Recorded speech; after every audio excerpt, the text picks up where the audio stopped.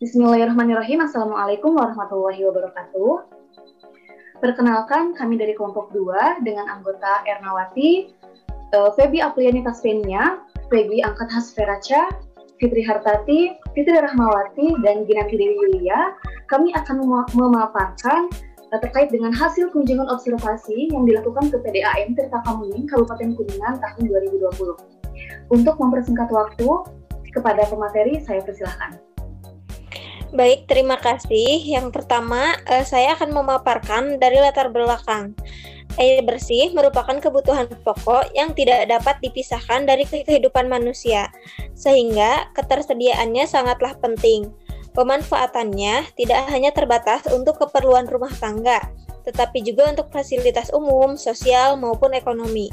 Air bersih yang digunakan sehari-hari harus memiliki kualitas yang baik untuk konsumsi sesuai dengan standar air minum di Indonesia, yaitu PP nomor 82 tahun 2001 dan Keputusan Menteri nomor 907 tahun 2002. Untuk mencapai pengadaan air bersih yang merata sangatlah tidak mudah. Hal ini dikarenakan banyaknya resiko maupun biaya dalam pemenuhan kebutuhan ini.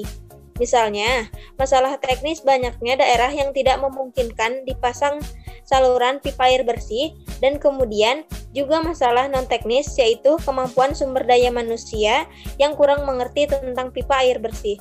Selanjutnya, di gambaran umum yaitu perusahaan daerah air minum Tirta Kamuning Kabupaten Kuningan adalah salah satu badan usaha milik daerah yang mempunyai tugas memberikan pelayanan air bersih untuk masyarakat Kabupaten Kuningan yang didirikan berdasarkan peraturan daerah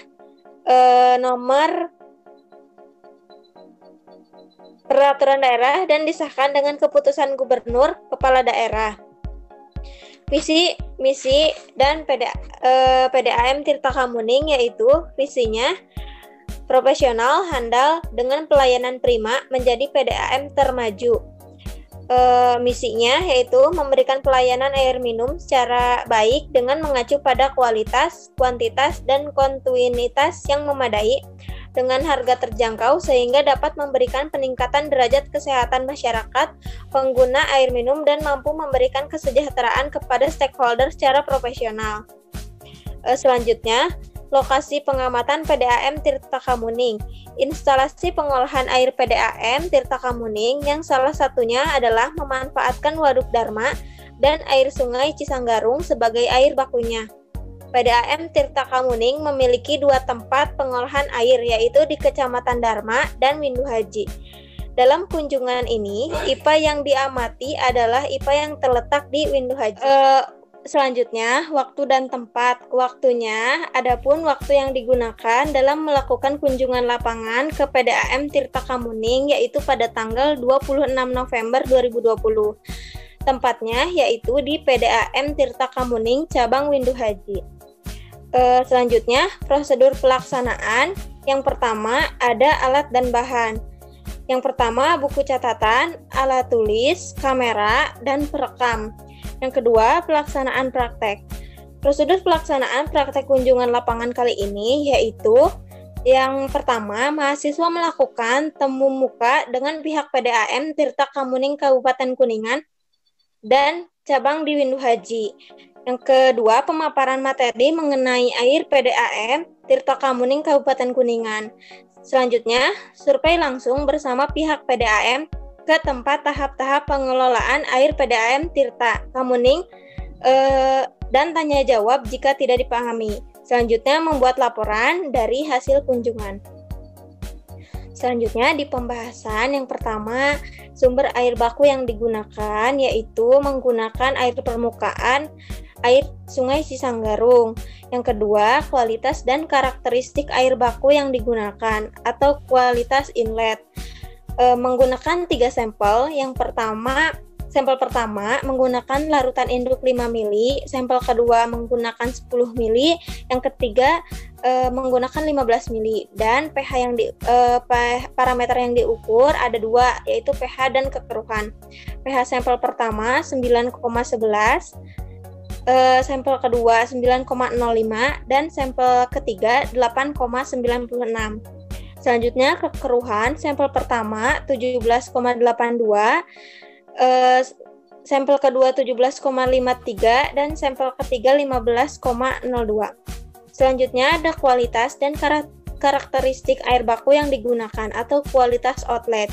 Sampel pertama pH-nya 8,45, sampel kedua 8,44, sampel ketiga 8,22. Dan kekeruhan untuk sampel pertama 8,19, sampel kedua 2,78, sampel ketiga 2,43.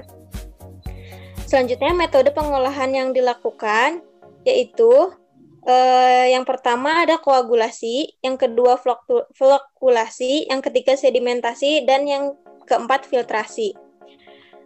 Selanjutnya, dasar pemilihan metode yang digunakan. Dalam setiap kegunaan sangatlah penting untuk diperhatikan agar kualitas, efektivitas, dan pemeliharaan fungsi kerja dapat berjalan lancar sehingga pencemaran, kegagalan-kegagalan, ataupun kerusakan alat yang ditimbulkan oleh air dapat dihilangkan. Dasar pemilihan metode yang digunakan dalam pengolahan air perlu memenuhi standar air baku yang telah ditetapkan. Selanjutnya ada proses atau metode yang dilakukan secara rinci. Yang pertama, mulai dari air baku, lalu melakukan proses koagulasi, selanjutnya flokulasi, lalu difiltrasi, dan ada proses sedimentasi, lalu ada reservoir. Selanjutnya, air baku yaitu menggunakan air pisang garung yang menggunakan 2 mesin pompa sentrifugal untuk kemudian dialirkan ke bak koagulasi. Pada masing-masing mesin pompa memiliki kecepatan air 35 liter per detik.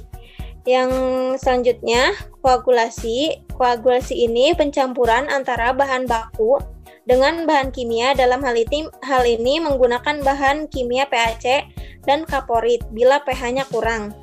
Untuk dosisnya sendiri disesuaikan dengan keadaan airnya agar membentuk vlog yang sempurna. Penentuan dosis ini dinamakan jar test, yaitu proses penentuan untuk menentukan dosis yang optimum. Dalam proses koagulasi ini menggunakan 4 bak. Selanjutnya flokulasi, proses pengadukan lambat dan cepat untuk membentuk vlog-vlog. Tersedia 6 bak berbentuk segi 6 untuk proses flokulasi, di mana posisi pengadukan ini menggunakan sistem zigzag. Selanjutnya, sedimentasi. Sedimentasi ini pengendapan kotoran dengan gaya gravitasi. Setelah kotoran menumpuk, kemudian dialirkan ke backwash yang ada di bagian bawah, dan selanjutnya dialirkan untuk proses filtrasi. Selanjutnya, filtrasi, yaitu proses penyaringan di mana terdapat 3 komponen dalam penyaringan, yaitu kerikil, pasir, dan plastik, dan untuk kotorannya dialirkan ke backwash yang ada di bawah. Selanjutnya ada reservoir, tempat penyimpanan air bersih sebelum dialirkan. Dalam hal ini, pengaliran didistribusikan ke 3 kecamatan, yaitu Kecamatan Garawangi, Maleber, dan Luragung.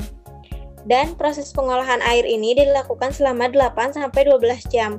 Kedalaman penyimpanan ini sendiri yaitu 5 meter, lebarnya 11 meter, dan volumenya kurang lebih 440 meter kubik.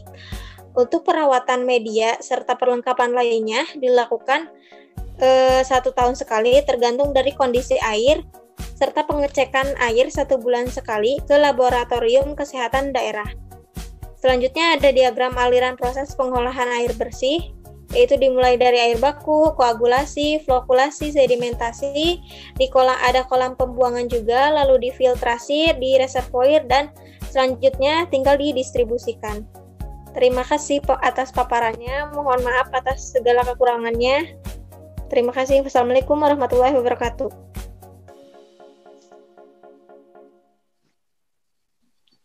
Baik, saya ucapkan terima kasih kepada pemateri yang sudah memaparkan materinya.